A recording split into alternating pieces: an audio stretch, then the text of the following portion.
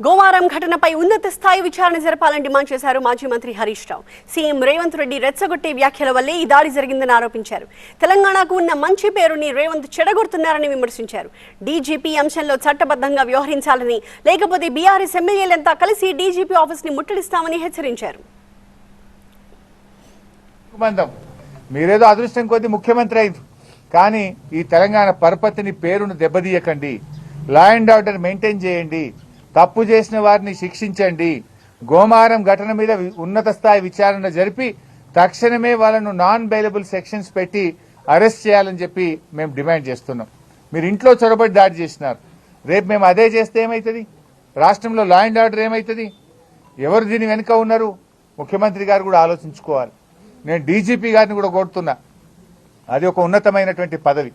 ఆ పదవిలో ఉన్నప్పుడు చట్టబద్ధంగా వ్యవహరించాలి, రూల్స్కు అనుకూలంగా వ్యవహరించాలి. కానీ చట్టాన్ని ఎవరు కూడా అతీతులు కారు. చట్టాన్ని ఎవరు అతిక్రమించినా కూడా వారు శిక్షార్హులే. అది పార్టీలకు అతీతం, ప్రభుత్వ పార్టీ ప్రతిపక్ష పార్టీ కాదు. వారిని ఎవరినైనా శిక్షించి తీరాల్సిందే.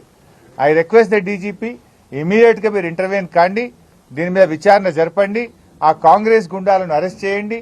పోలీస్ హెడ్ కానిస్టేబుల్ మీద దాడి చేసిన వాళ్ళను, ఆ దాడికి ప్రోత్సహించిన వారిని కూడా గుర్తించి వారిని కూడా తక్షణమే అరెస్ట్ చేయాలని డిమాండ్ చేస్తున్నాం. ఒకవేళ నిర్ణయం తీసుకోకపోతే బీఆర్ఎస్ పార్టీ ఎమ్మెల్యేలు అందరం డీజీపీ కార్యాలయాన్ని ముట్టడిస్తామని చెప్పి కూడా హెచ్చరిస్తాం.